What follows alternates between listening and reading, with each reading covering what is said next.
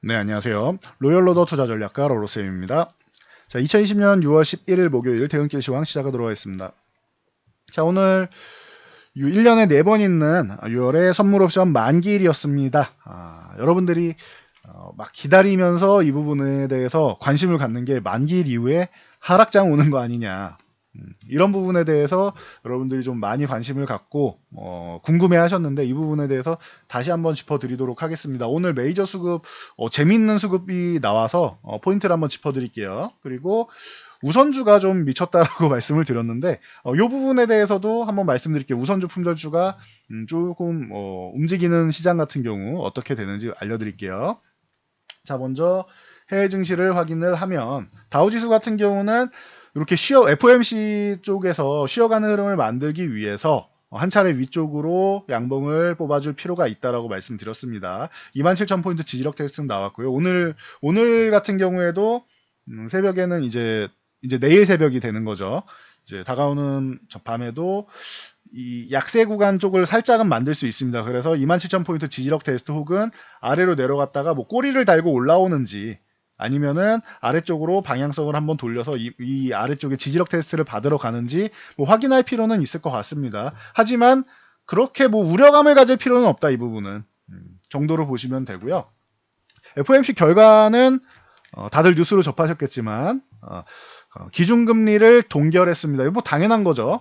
그리고 그 이후에 나오는 부분들에 대해서 좀 세심하게 볼 필요가 있는데 2022년까지 제로 금리를 시사했습니다. 그렇다라는 것은 내년까지는 그렇게 크게 걱정할 필요가 없다라는 거예요. 금리 인상에 대해서는. 그래서 제가 이렇게 코로나 때문에 급락이 나왔을 때 금리 정책이랑 재정 정책이랑 해서 경기 부양책들이 대거 쏟아질 텐데 그럼 당분간 유동성 장세가 펼쳐지게 되면은 크게 당분간은 걱정하실 필요가 없고 만약에 조정이 한번 이렇게 나오더라도 회복되는 구간이 될 것이다 라고 말씀을 드렸죠.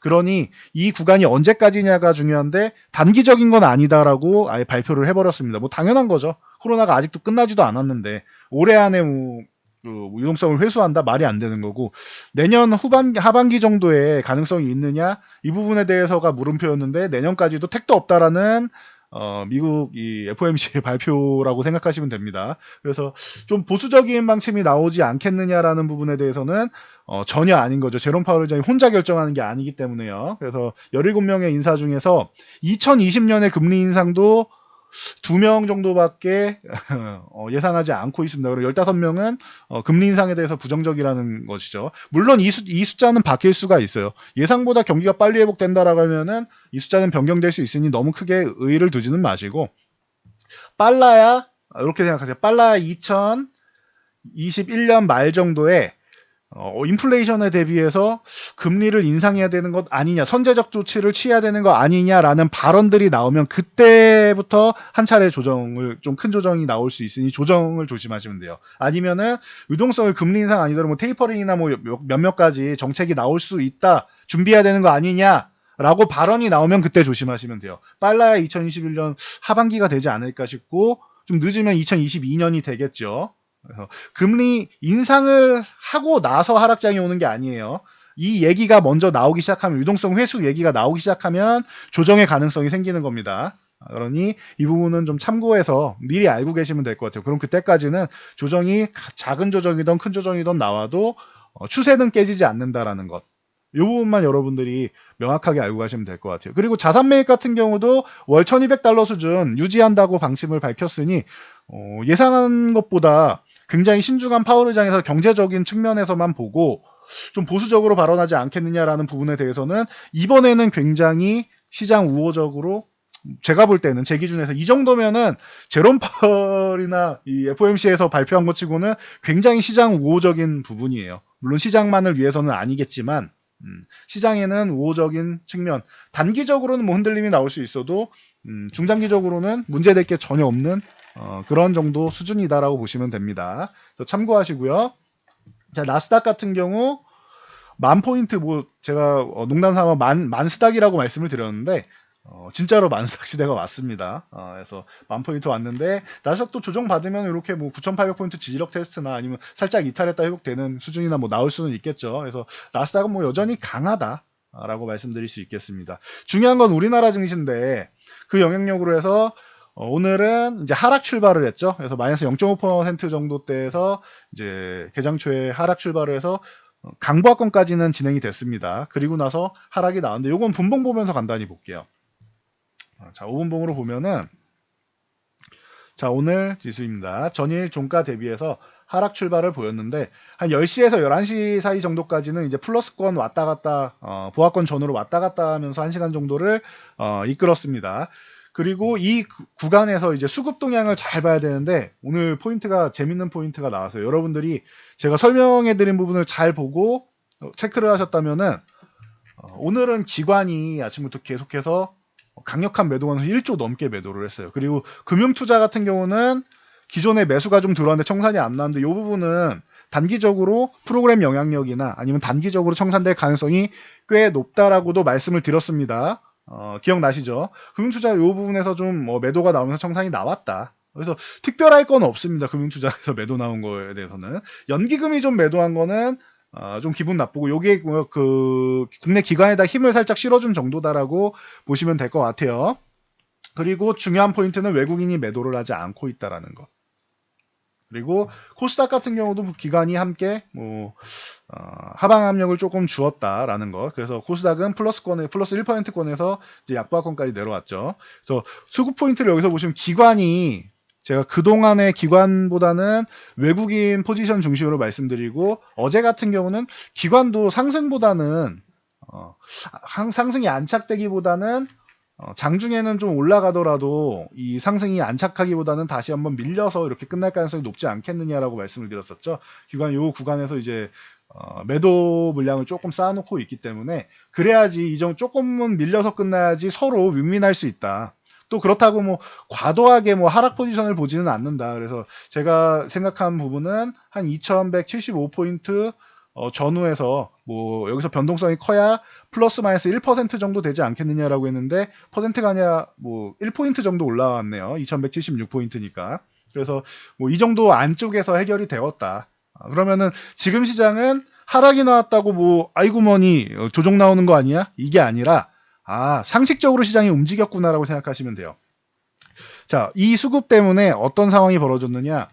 아침에 이렇게 상승이 나왔을 때 외국인들이 콜옵션을 대거 매도하기 시작해요. 제가 한 200억 정도까지는 매도가 나올 수 있습니다라고 했는데 100억 이상이 순식간에 매도 나오면서 60억 이상으로 계속 유지가 되었습니다. 그러면은 올라왔을 때 상승 포지션을 대거 청산했다라는 것은 추가적으로 상승하면 좋겠지만 그것보다는 유지되거나 아니면은 아래쪽으로도 방향성을 한번 줄 가능성이 있다라고 해석을 할 수 있는 거예요. 이 부분도 콜옵션 매도에 대한 부분도 미리 설명을 드렸죠. 그 부분이 그냥 현실적으로 다가온 것 뿐입니다. 여러분들은 확인하고 체크하시면 되는 날이었어요, 오늘은. 그래서 지금 마감으로는 123억 매도로 나와 있지만, 요거 팁으로 알려드릴게요. 선물 옵션 만기일 날은 원래 선물 옵션 시장은 3시 45분에 끝납니다. 주식시장은 3시 30분에 마감을 하죠. 그럼 15분 더 한다라고 생각하시면 돼요. 선물 옵션 시장 이거 참고로 알고 계시고요. 매매를 안 하더라도 요렇게 3시 30분에 보면 안 돼. 3시 45분에 봐야지 정확한 수급이 체크된다라고 보시면 되고요. 그리고 동시호가는 3시 20분이죠. 만기일만 특이하게 선물 옵션 시장도 만기되는 상품이 3시 20분에 동시에 마감이 됩니다. 왜냐면은 요 현물 시장 코스피 코스닥 시장이 마감된 다음에 이게 변동이 생기면은 변동값이 값이 좀 변동이 되게 생기니까 동시에 마감이 됩니다. 그래야지 결과를 똑같이 볼 수 있습니다.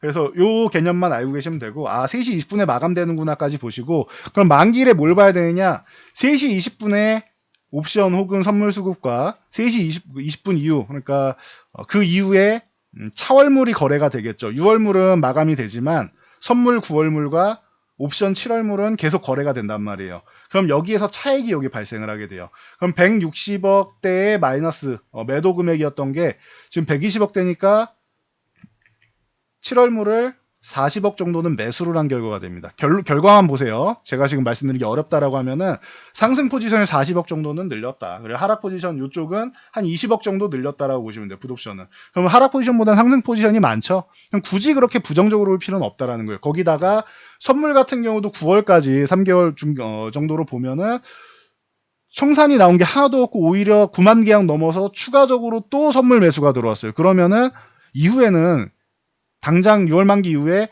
만약에 약간의 뭐 조정이나 흔들림이 나온다고 해도 다 회복되고 위쪽으로 올라갈 가능성이 높은 수급. 이게 포인트예요.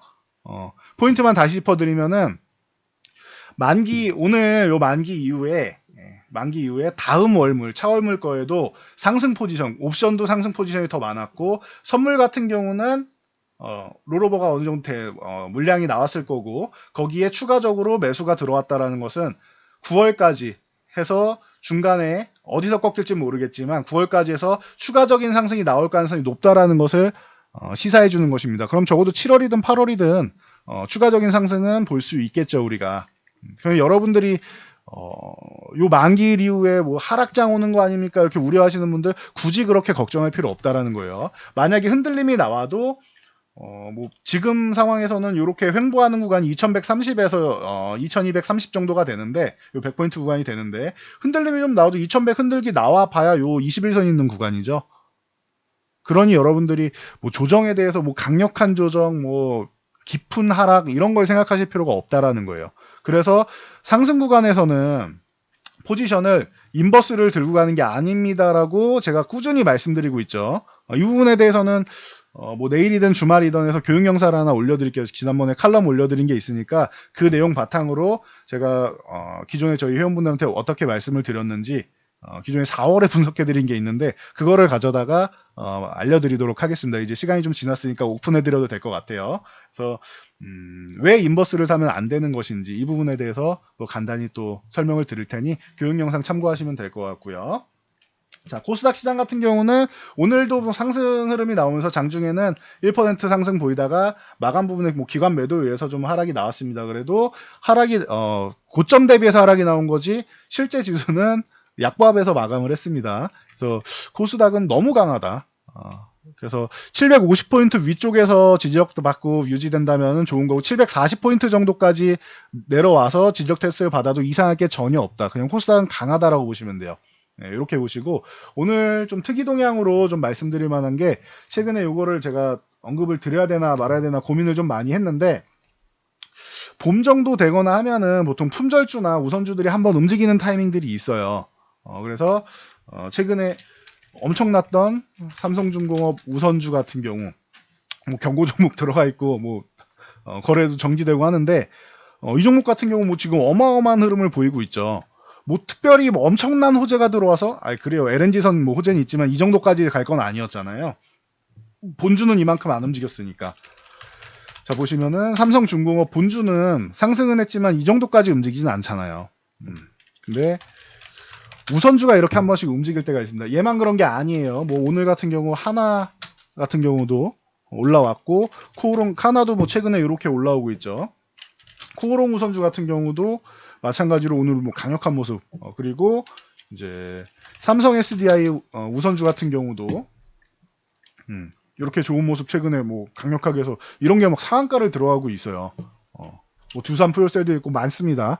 우선주가 이렇게 파동이 나오고 품절주가 파동 나오는 경우가 있습니다. 유통주식이 얼마 없다라는 거예요. 이 부분에 대해서 이제 시장 감시기관에서 자꾸 이렇게 규제도 하고 하는데 품절주 같은 경우는 2016년으로 돌아가면은 코데즈 컴바인이 뭐 어마어마했습니다. 이거 그때 뭐 올라갈 이유가 전혀 없는데 제가 볼 때는 그 당시 보시면 2016년에 이런 모습을 보였습니다. 어마어마하죠. 10배가 올랐으니까. 나노스 같은 경우도 2018년에 뭐 어마어마한 모습을 보였습니다. 보시면은 나노스 같은 경우도 어마어마한 상승을 보였죠. 1000원대에서 뭐 11,000원대까지 갔으니까 상승 흐름이 어마어마하죠. 이럴 때가 주도주들이 좀 쉬고 그리고 시장이 좀 쉬어가는 타이밍에 품절주나 우선주들이 한번 움직여요. 그래서 여러분들이 제가 최근에 이렇게 말씀드렸죠. 저 우선주들 움직이는 거 보고 제가 중간에 여러분들 지금 내 포트폴리오에서 수익이 나지 않는다라고 해서 실망할 필요가 없다. 이런 말씀을 제가 드린 적이 있을 거예요. 자연스러운 거예요. 저렇게 우선주들이 갑작스럽게 움직이고 급등이 나오는 장은 좋은 시장이 아니고 일반 사람들이 수익 내는 시장이 아니에요. 그렇기 때문에 제가 혹시나 걱정하실까봐 여러분들이 왜 내 종목만 안 가는 것 같지? 지수만 가고 이렇게 생각하실 거가 미리 말씀을 드린 겁니다. 근데 지금은 이제 며칠 지나서 또 확인이 됐으니까 다시 한번 말씀드리는데 우선주 품절주들이 움직이는 시장은 정상적인 사람들이 수익 내는 시장이 아니다. 이 시장에는 오히려 기존에 수익 났던 부분이 약간 마이너스가 되거나 살짝 깎이는 구간일 수도 있어요. 이렇게 돼도 여러분들 종목이 잘못된 게 아니라는 거예요. 이 구간에서는. 이해하시겠죠? 여러분들 종목이 잘못된 게 아닐 수 있어요. 이 구간에서는. 물론 내 종목이 바닥에서 이렇게 반등도 제대로 안 나오고 아직도 기어다니고 이러면 잘못됐죠. 적어도 최소 절반 이상은 회복돼야 되겠죠. 이런 종목들에 한해서 말씀드리는 거예요. 아니면은 최소한 기존 주가에서 절반 이상 회복 혹은 기존 주가 정도 회복한 종목들이 최근에 수익이 안 나거나 아니면 조금 이렇게 밀려 내려온다 해서 이 부분에 대해서 여러분들이 실망할 필요는 없다라는 거예요. 그 종목이 잘못된 게 아니라 시장 자체가 쉬어가는 구간이기 때문에 그런 거예요. 지수는 올라가지만 종목이 올라가는 구간은 아니에요.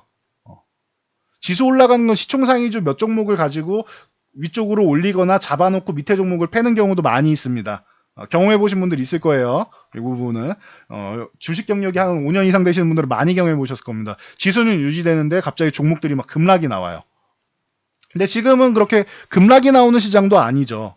수급이 좋아서 그런 거예요. 여러분들 종목이 급락이 나오지 않아요. 지금 뭐 15%, 20% 혹은 하한가 수준으로 갑자기 이유도 없이 막 밀려요. 의미 부여하려는 분들인데 의미 부여를 할 필요가 없어요. 그건 그냥 쉬어가는 타이밍이라서 그런 거예요. 시장이 원래 그런 거예요. 수급적인 측면이기 때문에 이유를 붙일 필요가 없어요. 오늘 같은 경우도 기관이 저렇게 대거 매도를 할 필요가 있나요? 1조 이상을? 선물옵션 만기이라서 그런 거지 의미 부여를 할 필요가 없단 말이에요. 그러니까 여러분들이 지금 시장에 대해서 최근에 수익률이 그렇게 좋지 않다고 해서 이렇게 뭐 만기 이후에 뭐 하락장이 온다? 그럴 필요는 없는 것 같아요. 그런 생각을 가질 필요는 없는 것 같아요. FOMC에서 확인시켜 줬잖아요. 2020년까지는 제로금리 유지하겠다. 그런데 굳이 내 종목이 지금 잠깐 쉬고 있다고 해서 시장을 부정적으로 해석을 하고 안 좋게 보고 그럴 필요는 없는 것 같습니다. 제가 볼 때는. 여러분들도 좀 자신감을 가지세요. 시장에 대해서. 조정이 만약에 나온다? 기회구나 생각하세요. 저는 요렇게 좀 이제 시장에 대해서 좀 반대로 생각하시는 분들은 조금 안타까운 마음이 좀 듭니다. 이 흐름만 정확하게 짚고 가도 수익은 좋은 종목에다가 쉬어가는 종목에다가 잠깐 매수해서 시간 투자하면은 상하 파동이야 당연히 있죠. 내가 매수한다고 최저점이라서 무조건 올라간다? 굉장히 거만한 생각이에요. 그건 저도 그런 생각은 안 합니다. 상하 파동이 있을 수 있어요. 밑으로 조금 내려갔다 올라올 수 있는 거고 그냥 위쪽으로 바로 올라갈 수도 있는 거고 올라갔던 게 다시 내려왔다가 본전 아래로 갔다가 또 올라갈 수도 있는 거고 자연스러운 거예요. 상하 파동이 나오는 것은. 대신 여러분들이 생각해야 되는 거는 시장의 추세가 위쪽 방향으로 지금 유지되고 있는데 이게 지속될 것이냐 아니면 여기서 끝날 것이냐만 확인하시면 돼요. 그럼 여러분들 판단에 끝날 것 같다라고 하면은 뭐 매도하고 주식시장을 떠나는 게 맞지만 저는 지금 메이저 수급 포인트를 보면은 꼭 그럴 것 같지는 않아요. 단기적으로 좀 쉬어가는 흐름은 나올 수 있어도 지금은 이미 쉬어가고 있고요. 그런 구간은 나올 수 있어도 시장이 끝날 것 같다라는 뭐 시그널은 아직 저는 전혀 받지 못했습니다. 그래서 이렇게 말씀드리면은 제가 볼 때는 여러분들이 원하는 대답을 가장 정확하게 말씀드리는 게 아닌가 싶어요. 그래서 참고하시고 시총상위주를 간단하게 보면 삼성전자 56,500원 여기 저항이라고 말씀드렸죠. 저항 돌파할 구간을 돌파 못하면 한 차례 하락이 나오는 건 자연스러운 거라고 말씀드렸어요. 이거는 제가 SBS, MBC랑 이제 서울경제TV 나가서 교육과정 말씀드릴 때도 지지와 저항 설명드릴 때 많이 말씀드렸죠. 돌파할 자리를 돌파 못하면은 밀리는 게 당연한 겁니다. 지지선 여기를 이탈 안 하고 유지하면은 위쪽으로 올라가는 게 당연한 거고요. 그래서 한 번에 돌파 못하면은 요 구간에서는 한 차례 비중을 축소했다가 조정받을 때 재매수 혹은 돌파하면 재매수하면 된다라고 말씀을 드렸죠. 참고하시면 될 것 같아요. 뭐 삼성바이오로직스 같은 경우 이런 종목 같은 경우도 돌파를 했기 때문에 매수할 수가 있는 거 여기서 돌파한 다음에 지지력 이탈을 안 하고 잘 지지를 받고 있죠. 지지력 테스트 잘 받은 종목은 옆으로 횡보하다가도 위쪽으로 올라가게 돼 있는 거예요.